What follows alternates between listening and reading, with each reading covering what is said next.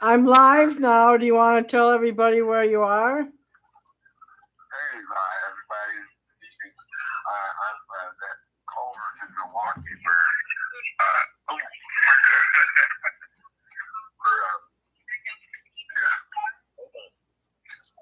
Is the NAACP convention in Chicago?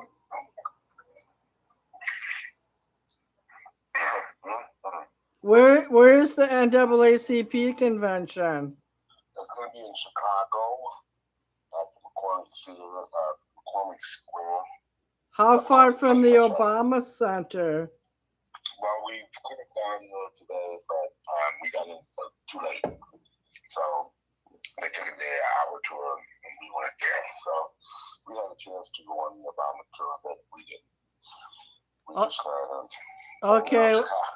How many days will you be there? We'll be there until the 25th, which is next Friday. And that's because we're taking a couple of days off just for vacation. That's cool. Maybe I could fly down there one day. And I was thinking about when I told you about 5 months ago. I know, but I have a goofy schedule, and I dropped the job from Walmart, and now I'm just I work in with disabled people. Yeah, you were saying that you had juggling or lost the job at Walmart. I'm not sure which, but you mentioned that you were changing jobs.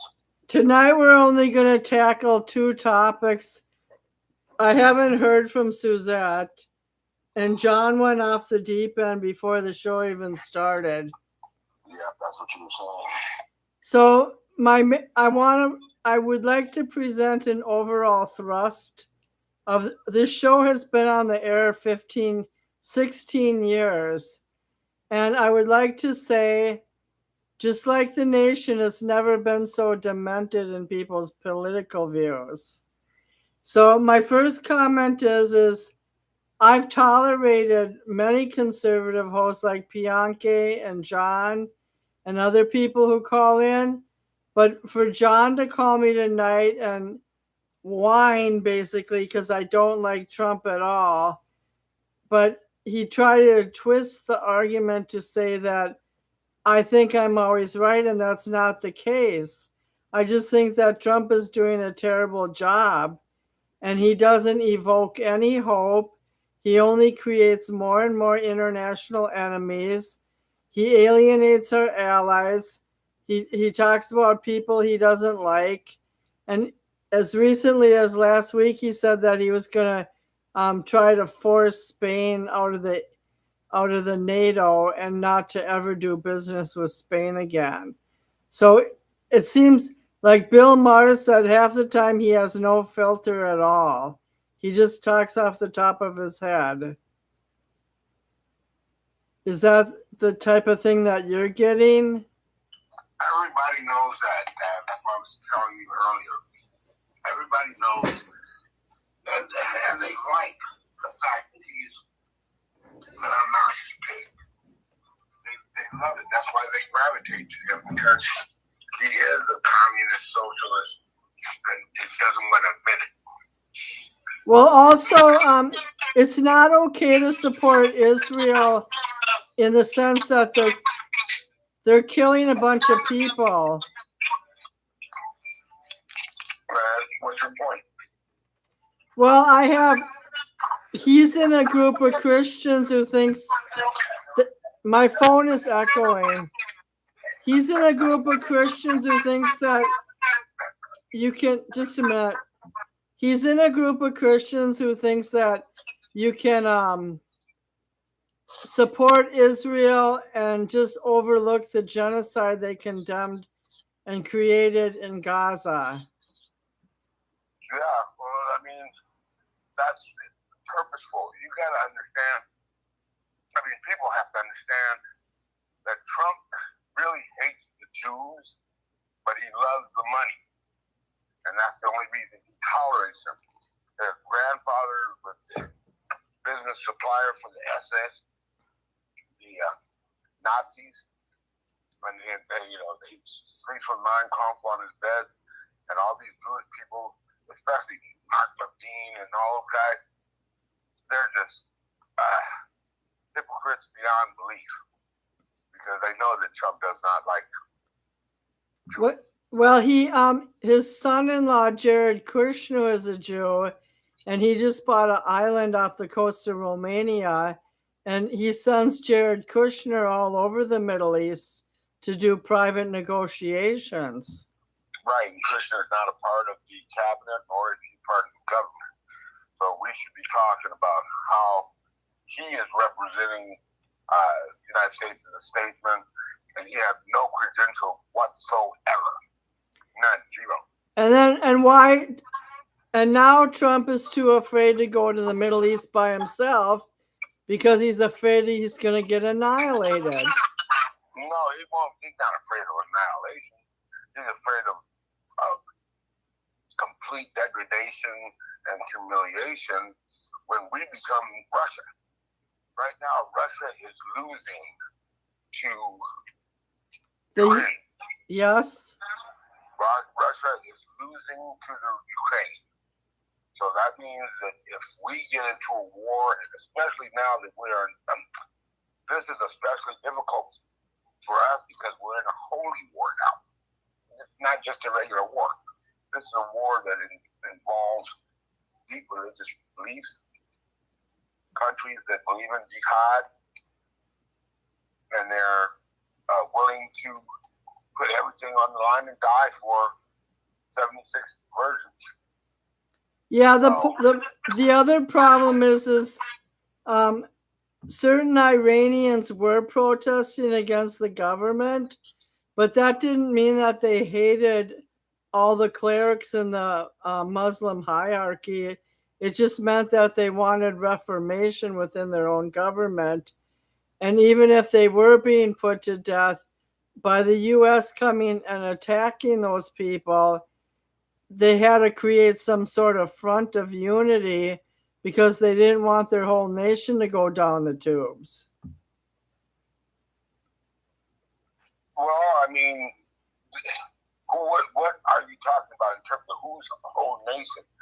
What I'm saying is that when Trump and Netanyahu decided to attack Iran, they wanted to not only subdue them, but to make them an entity that could never attack Israel again. And it seems like Trump caused more damage by allowing numerous American soldiers to die, and he didn't consider the retribution of Iran striking back. Mm-hmm. You're right, because he's not a warmonger. He's a businessman. He knows nothing about war. He knows nothing about tactical war strategy. He knows about business strategy. He knows he's a king at tax evasion, and that's what he's admitted many times. He's smarter than the rest of us because he knows all about taxes and how he can evade them. And then the other thing is that he's overtly a mobster. So, he's out there taking his... Oh, no, he'll admit that he's got more felonies than Al Capone. He's not smart enough to be a mobster. He's not smart enough to be a mobster. Oh, he's smart enough to be a mobster, all right. Believe that. He has all the mobster ties. And he has done mobster things with his businesses. He doesn't pay some of his employees. He has illegal aliens, or I won't call undocumented workers working for him. He's a hypocrite beyond belief. That's why we call him Taco. And people are they're enamored by him because they want to be like him. They love being a rebel, especially. Well, there's even a lot of Southern men that used to be considered like rednecks who have spoken out against Trump now. And one guy just won the Kentucky Derby, and he said he would never go to the White House to receive an award because if he wanted to get second place, he would have agreed to fall behind in second place behind a horse's ass. And since he got first, he doesn't want to see another horse's ass. Yep. So that's something that we're admired in the fact that all the people, half of the people who are supporting him are questioning their support. It's not half anymore. He only has a 37% approval rating. Yeah, but that's still for when you're talking politics, you're talking about three-party system, whether you want to think about it or not, because the nonpartisans are still they outnumber Democrats and Republicans, so you might as well consider them a third party. But the thing is that everybody knows it, and why are people still crying about him? They know he's one of the worst people in the world because he doesn't give a shit about anybody else but himself. Yeah, and he just accrued 1.5 billion more, and then he was stingy about giving E. Jean Carroll 5.6 million. That's just what the new charges against him about trying to get out of his payment of his $83 million. Now it's $83 million plus $5 more million for the inconvenience. That's what that's about. Yeah, what happened to the other 83 million? He's still paying it. That's why he's doing all the things he's got. That's why he's got 1.5 billion and counting in Trump coin and Melania coin and everything else that has to do with his marketability, his personal wealth. That's what this is all about. This is not about Russia or Ukraine or Iran or anything like that. This is a diversion. So all these communist Republicans can continue having slave labor, centralizing the financial institutions so that they can have one bank that they go to or one financial place that they go to. And so that's consolidated, monopolized in effect. And that's why you saw Goldman Sachs go up, $16 suddenly. What day is this? Monday, I believe. So, we're talking about insider trading all the time. All these white businessmen are thieves, and you're looking at everybody. All these business people should be in jail because of fraud, and they're looking into the fraud right now.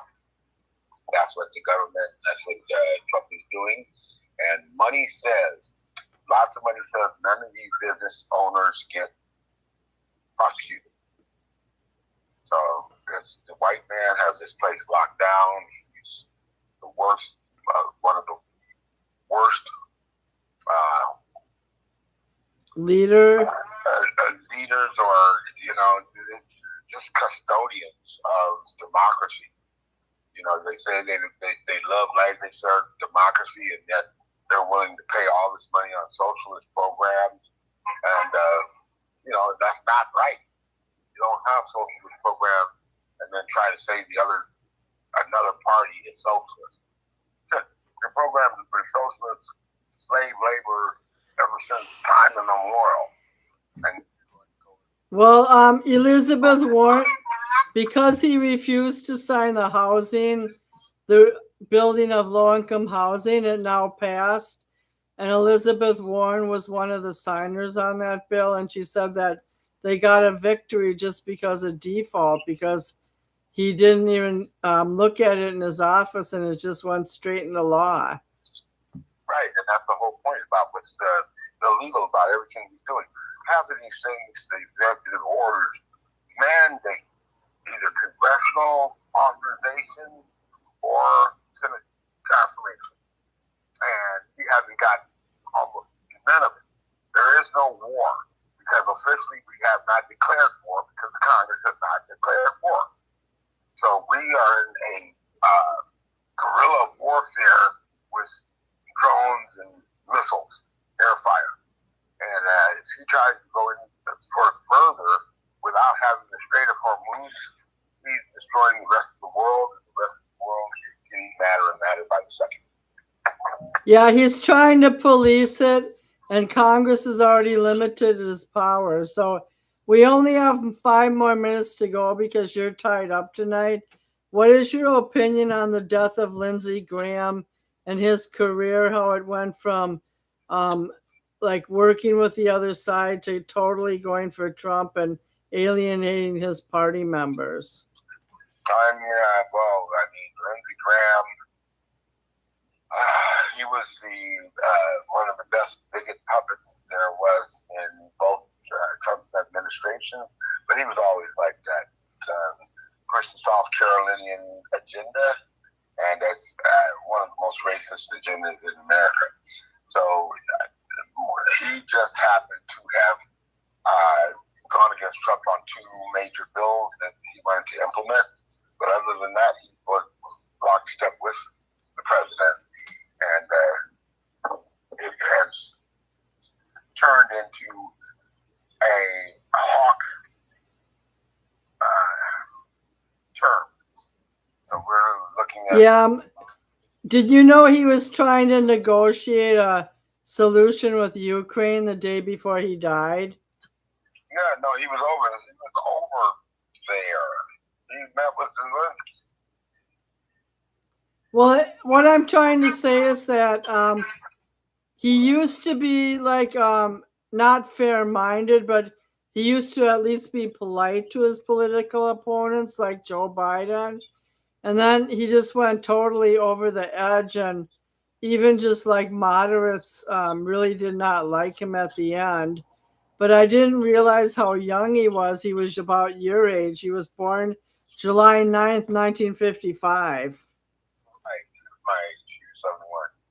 And there are conspiracy theories that are coming out that he didn't just die, that he might have had help.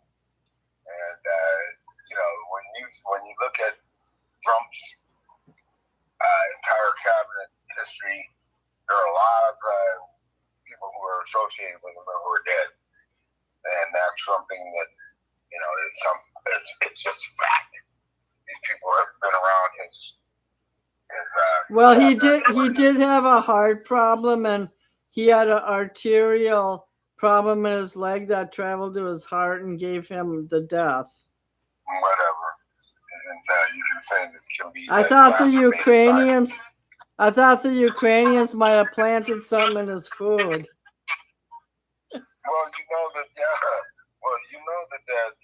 all these people who are dying, who are eating food that are overseas and getting poisoned. It happens all the time. By the way, there's an outbreak in Wisconsin of some kind of virus, and don't eat any Taco Bell right now. Everybody's diarrhea, and that's but I don't eat Taco Bell anymore. Well, neither do I, but well, I just want to end this. I want to do a conclusion. I've been on the air for 16 years. Up until about 3 years ago, we were only on Blog Talk Radio, and we had a lot of good hosts, including Ernest Sewell wasn't too bad, but we also had people like Bob Aldrich and Naj, one of Pianki's friends, and even Pianki himself before he became an extremist. And John was good too, but he's too much of a whiner now, and I'm not going to entertain anybody who's a diehard Trumpster, like puts him on the Holy Grail. I want somebody even-minded. And do you have anything left to... What? You used to say you liked them on because of their opposing opinions.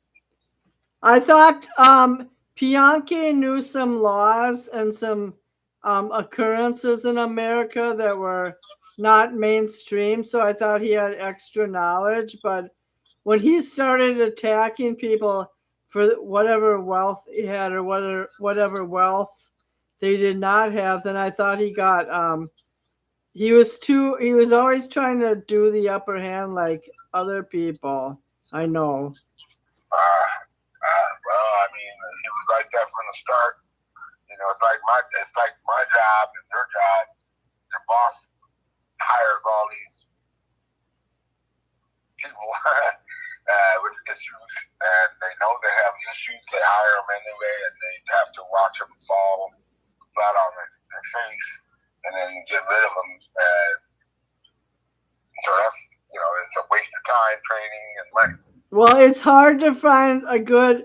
I'm very busy, and it's hard to find a good political radio host. Well, you interject your facts, and sometimes it's your way or no way. Your way or the highway. It's not like that. It's just that you and Bianchi and John and me are very dichotomous, and Suzette's the only one who can present ideas without being inflammatory. Well, okay. I mean, she can be inflammatory. She's just nice about it. Well, even you sometimes you start out hard. Sometimes you start out hard, but then you soften up at the end, and then you start saying things that are completely reasonable. But no, I stir up the pot, so I don't include myself as being soft. Well, my phone is acting up tonight, so I have to hang up on the show. That's right. Yeah, you're muffled, so I hope that you can get a halfway decent show out of it. Yeah, I'm going to buy a new phone next week, okay? Okay, sounds good to me. All right, have a good night. All right, you too. Thank you. We'll talk to you later. Have a good trip. I'll call you soon. Bye-bye. Right, Bye. Bye-bye. So I would like to do my own conclusion. We've come into an age of America where rational, reasonable conversations are not always plausible, even surrounding general topics like, are we using too much of this or that in the environment? Are we using too many fossil fuels? Should we go by train or by plane to visit people? I mean, Europe has done all those modifications, but in America, it's still in the land of extremes. And I can't do a long show tonight because one of my hosts has a chronic medical problem, and the other one is too